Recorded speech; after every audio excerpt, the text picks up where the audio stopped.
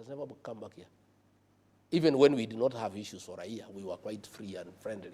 He never came back here. He was too busy taking over and capturing the state.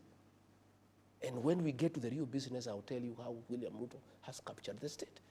So he could not agree to have a commission for state capture because he intended to do it himself.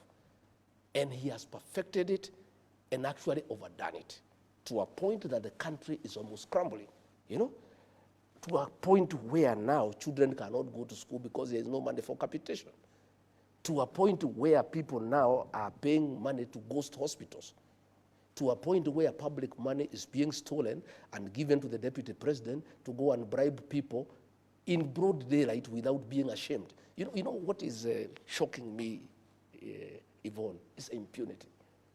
You know, a president here is talking about corruption. His deputy every day is spending 10 million every day.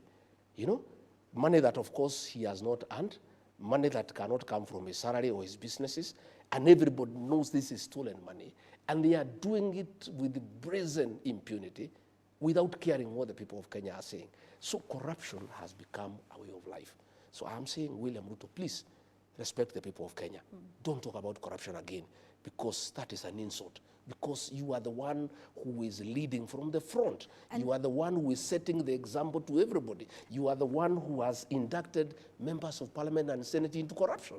How can you then go ahead and condemn them that they are corrupt? And you say the president is usurping the powers and the authority of bodies like the EACC and the DPP? You saw the chairman of the EACC respond after the president spoke. That tells you, if the chairman of EACC says the president has done well to allow us, it means then they are not independent. And if they allow, as they will, allow William Ruto to take over EACC and to take over the DPP office, what will happen is that we are going to see a lot of trumped-up charges against people who oppose William Ruto. Again, there is going to be a lot of blackmail to leaders to make political decisions. Okay.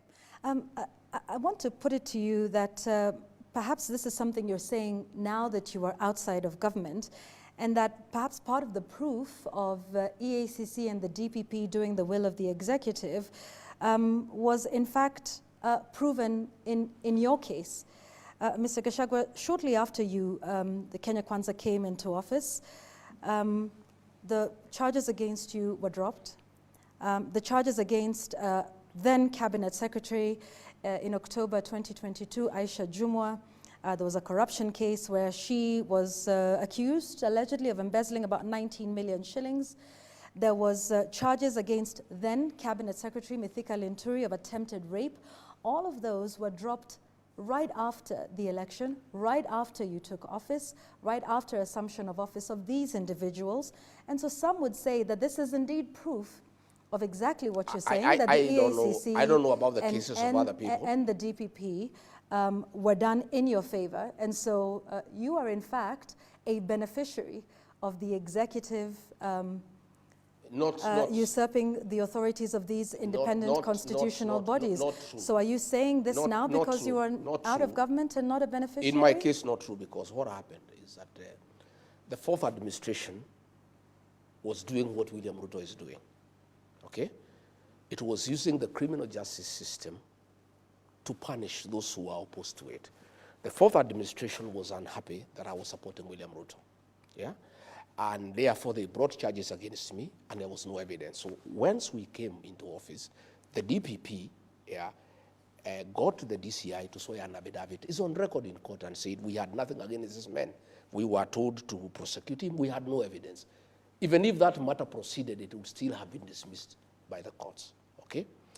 What pains me, Yvonne, and I feel very sad, is at that time when we were being persecuted by the fourth administration, William Ruto saw that in his administration, never again will he allow the use of the criminal justice system to punish those opposed to him.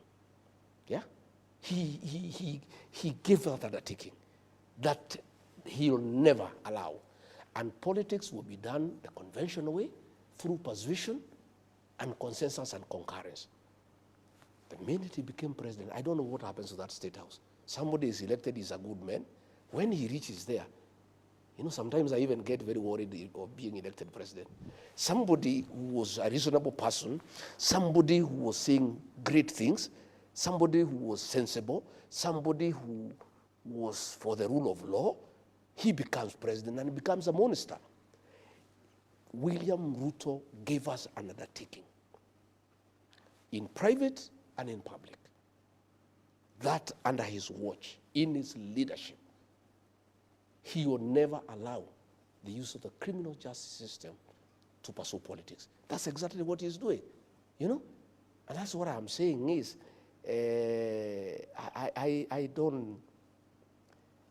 I don't believe he is the same person. Sometimes I think he's a double, because this man used to sit with me here with Pastor Dorcas, and we pray together.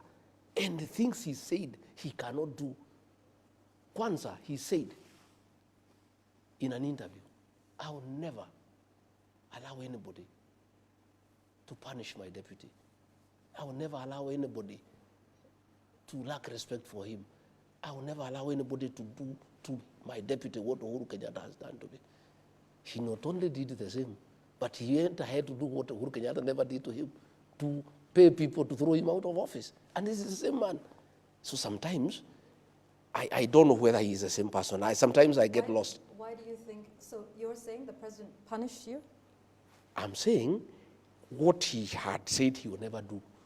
He not only did it, but went ahead to throw me out of office. Why do you think he did that? Because I could not agree to many things that he was doing. He had wanted a Mr. Yesa. He had wanted somebody to agree to corruption, somebody who can agree to killings of young people. I told him off. I told him no. And I said, I cannot agree. All right, let's speak about some of the things that are in the country right now, Yes. and that you seemed to agree with. The Social Health Authority, SHA, something you were a big supporter of, then, now appears to be suffering a series of scandals. At least the Ministry of Health is defending itself, is defending its record, saying there is no fraud at the Social Health Authority. You sat there when this was being mooted. What was the proposal? And do you think, in hindsight, that initially I supported. Yeah. What was the idea that you supported? We had committed. Yeah. We had committed in our manifesto to improve on NHIF and actually make it available to every Kenyan. And in fact, we promised to reduce the payments for ordinary people from 500 shillings to 300. We went ahead to promise